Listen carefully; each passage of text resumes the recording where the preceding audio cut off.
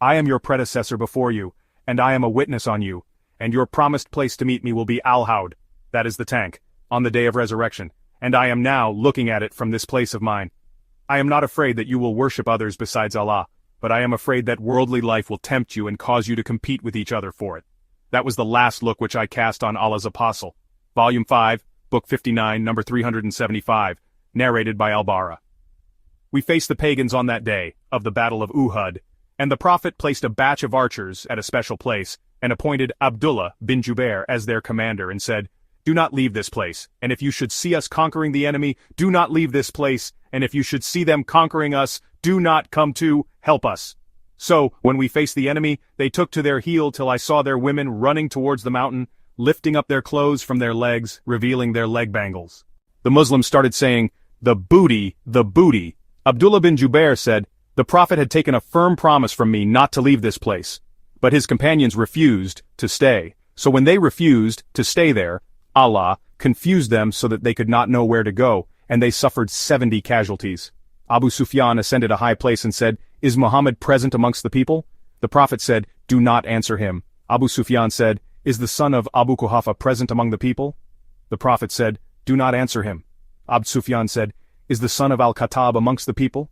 He then added, "All these people have been killed, for were they alive, they would have replied." On that, Umar could not help saying, "You are a liar, O enemy of Allah. Allah has kept what will make you unhappy."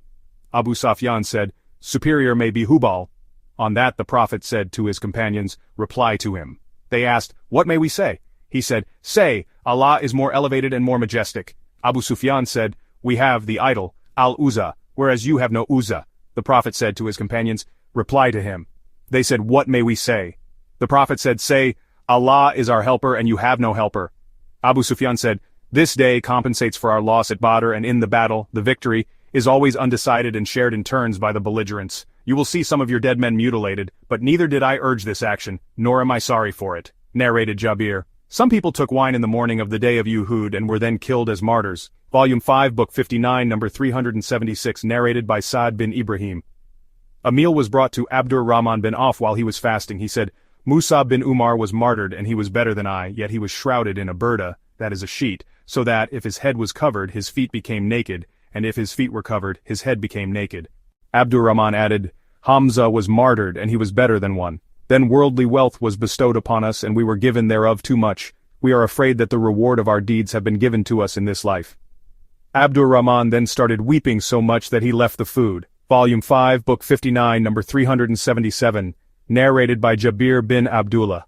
On the day of the Battle of Uhud, a man came to the Prophet and said, "Can you tell me where I will be if I should get martyred?" The Prophet replied, "In paradise." The man threw away some dates he was carrying in his hand and fought till he was martyred. Volume 5, Book 59, number 378, narrated by Kabab bin al-Art. We migrated in the company of Allah's Apostle, seeking Allah's pleasure, so our reward became due and sure with Allah. Some of us have been dead without enjoying anything of their rewards, here, and one of them was Mus'ab bin Umar, who was martyred on the day of the Battle of Uhud, and did not leave anything except a namira, that is a sheet in which he was shrouded.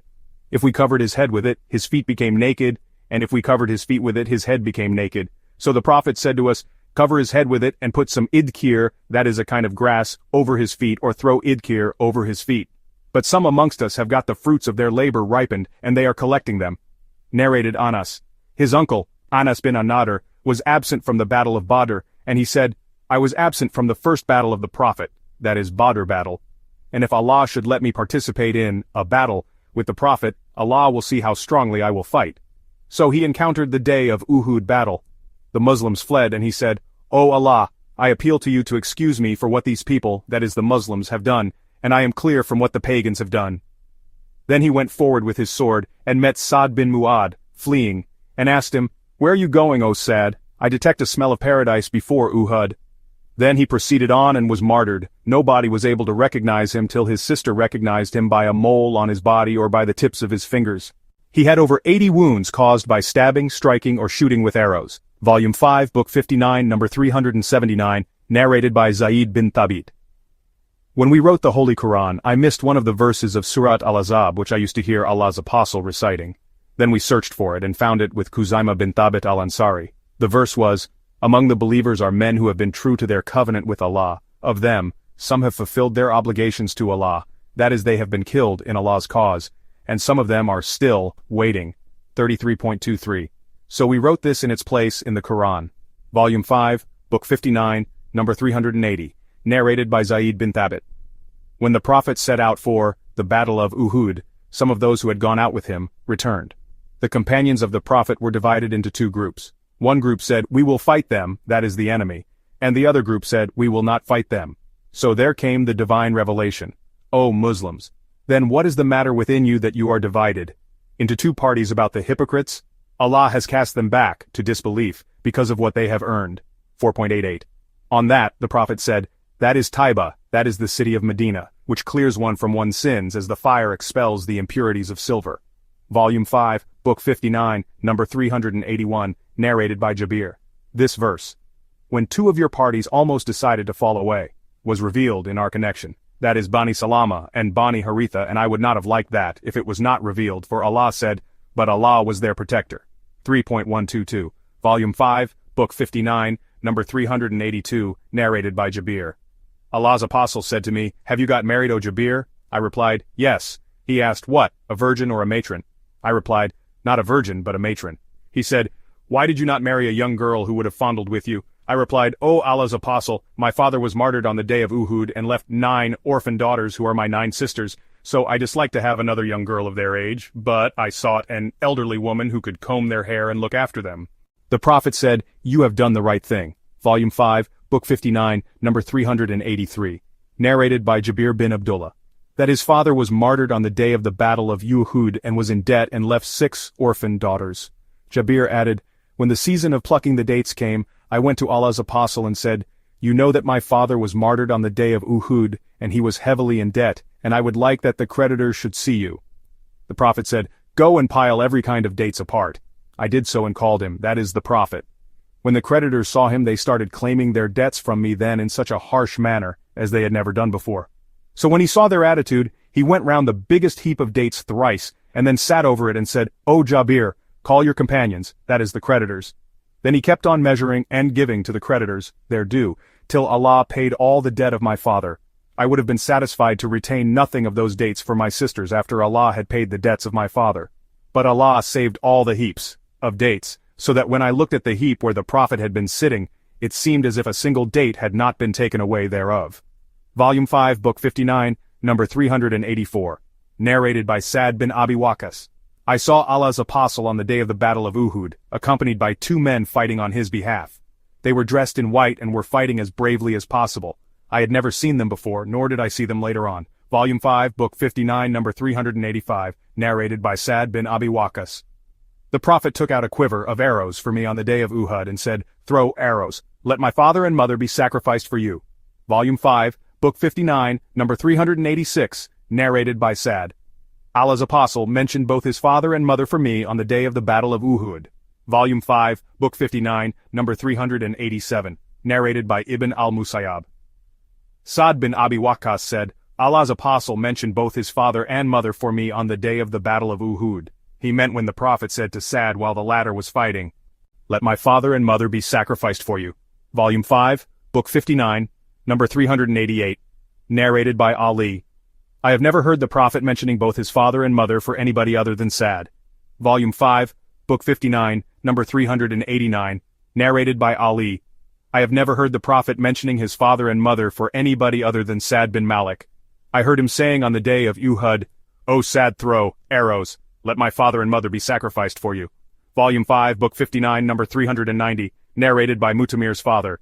Uthman said that on the day of the Battle of Uhud, none remained with the Prophet but Talha and Sa'd. Volume 5, Book 59, number 391, narrated by As-Sa'ib bin Yazid. I have been in the company of Abdurrahman bin Auf, Talha bin Ubaidullah al-Miqdad and Sa'd, and I heard none of them narrating anything from the Prophet excepting the fact that I heard Talha narrating about the day of Uhud battle. Volume 5, Book 59, number 392, narrated by Qais.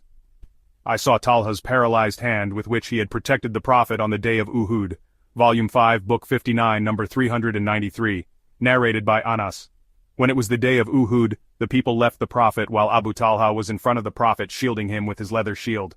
Abu Talha was a skillful archer who used to shoot violently. He broke 2 or 3 arrow bows on that day. If a man carrying a quiver full of arrows passed by, the Prophet would say to him, scatter its contents for Abu Talha. The Prophet would raise his head to look at the enemy, whereupon Abu Talha would say, let my father and mother be sacrificed for you. Do not raise your head, lest an arrow of the enemy should hit you. Let my neck be struck rather than your neck. I saw Aisha, the daughter of Abu Bakr, and Sulaim rolling up their dresses so that I saw their leg bangles while they were carrying water skins on their backs and emptying them in the mouths of the wounded people. They would return to refill them and again empty them in the mouths of the wounded people. The sword fell from Abu Talha's hand twice or thrice on that day. Volume 5, Book 59, number 394, narrated by Aisha. When it was the day of Uhud, the pagans were defeated. Then Satan, Allah's curse be upon him, cried loudly, O Allah's worshippers, beware of what is behind. On that, the front files of the Muslim forces turned their backs and started fighting with the back files. Hudhaifa looked, and on seeing his father Al-Yaman, he shouted, O Allah's worshippers, my father, my father.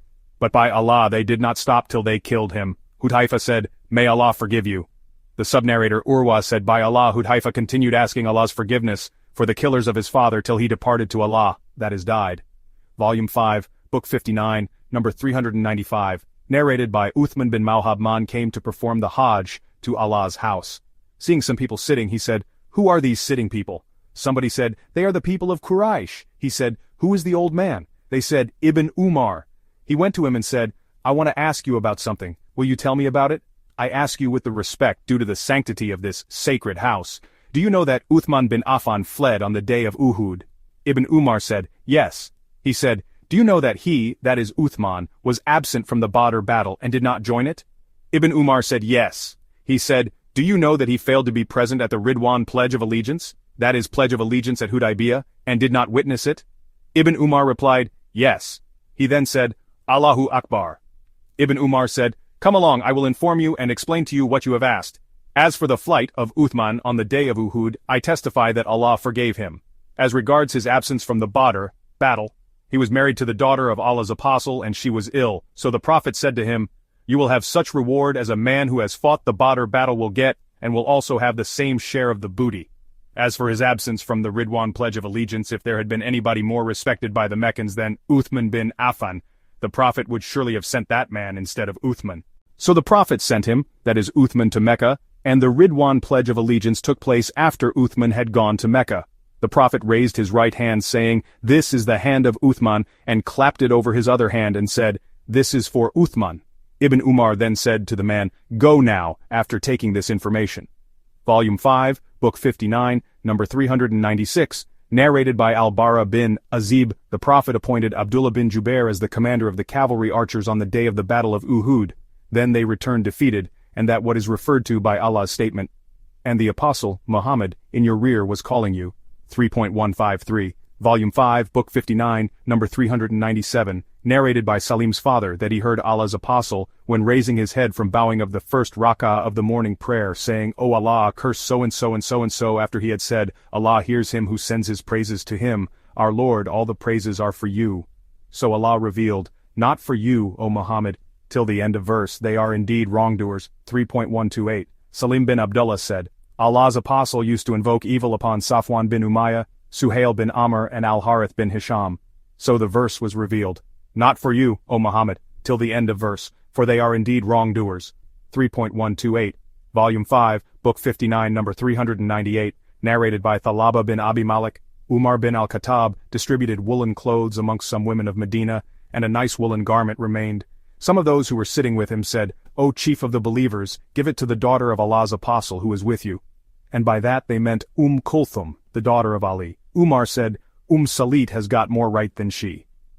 Sat was amongst those Ansari women who had given the pledge of allegiance to Allah's apostle. Umar added, She, that is Salit, used to carry the filled water skins for us on the day of the Battle of Uhud.